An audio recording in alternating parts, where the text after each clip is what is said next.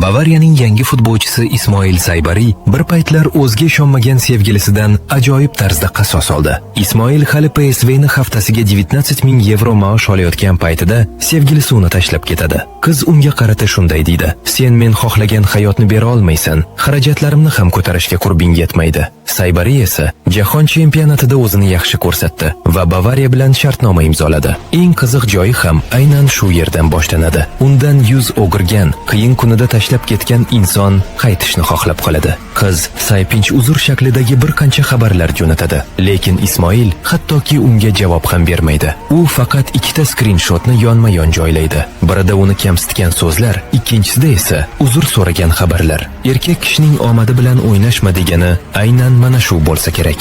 Xo'sh, siz Saybariyning o'rni bo'lganingizda nima qilgan bo'lar edingiz?